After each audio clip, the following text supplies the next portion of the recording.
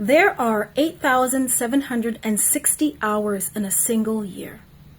Good morning, good afternoon, or good evening. My name is My Maven, and this is video 2 of the series entitled The Highest Currency. Let's talk about something that might feel a little bit uncomfortable or even triggering for some. Let's talk about that 9-to-5 job you may not enjoy, no matter what industry you're in. Picture this. You wake up early every day, getting the kids ready if you have them. Depending on your job, you might be at work by 7:30 a.m., starting your tasks at about 7:45, and working until about 4 or 5 p.m. Or perhaps you're getting to work at 8:45 a.m., starting at 9 a.m. and finishing at 5 p.m., only to find yourself stuck in traffic, finally arriving home at around 6 p.m. That's a total of 10 to 11 hours each day just preparing for work, working and commuting, leaving you with little time for yourself.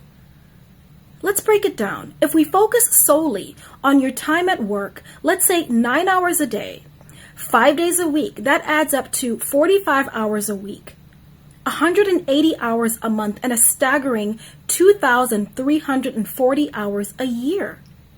Now, some people do work longer hours, so let's push it a little bit more.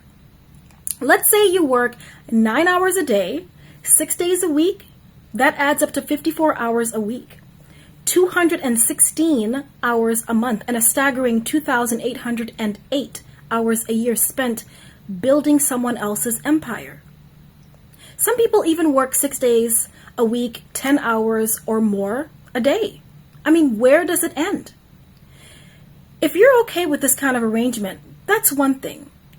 But if you're not, it's essential to seek alternatives because time waits for no one. The clock ticks and never stops. With such long hours, how can you possibly find time to explore your own gifts and talents? How can you tap into your talents and gifts if your life is consumed by working for someone? You will feel too drained to do anything meaningful outside of work. So, there are 8,760 hours per year. Now, taking the 9 hours a day, 5 days a week, you've already used 2,340 hours. If you work longer, you've used more. Now, you have 6,420 hours left to be used for that year. But wait a minute, you haven't slept yet. The remaining hours often get swallowed up by family responsibilities, sleep, or mindlessly scrolling through the internet. So speaking of sleep, the average person is supposed to sleep 8 hours a day. But let's say you sleep 7 hours per night. That is 2,555 hours per year. And we must sleep as it helps our brains function and other bodily organs function as well. Rest and recovery are necessary for our lives. Sleep is essential for the body's repair processes, brain function, and emotional regulation. Without it, our immune systems weaken, cognitive abilities decline, and prolonged sleep deprivation can lead to severe health issues or even early mortality. All that being said, we have to sleep. So now, we have to add the sleep hours. With the sleep time deducted, you now have 3,865 hours left. Ladies and gentlemen, 3,865 hours is not a lot of time. These are hours spent driving, taking the subway, cooking, exercising, eating, planning for work if you have to, or even trying to relax or de-stress by scrolling through social media. After working and sleeping, 3,865 hours only gives you 10.6 hours a day left per year to pursue your own life. You have less hours if you work longer. Remember, this is the 9 hours a day, 5 days a week version. If you work more for someone somewhere, you have less time for your own passions. Now remember, now that you have 10.6 hours left per day, you just got home from work. and now it's 6 p.m. You need to cook, eat, clean up the house, clean yourself up, take care of the children if you have them, and then suddenly, oh my goodness, it's 10 p.m. You've already used 4 hours, 6.6 hours left, depending on when you go to sleep and wake up.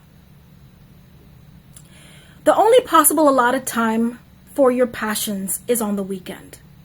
But this may also be for family responsibilities, hopefully no emergencies, the children, if you have any, exercising or resting more.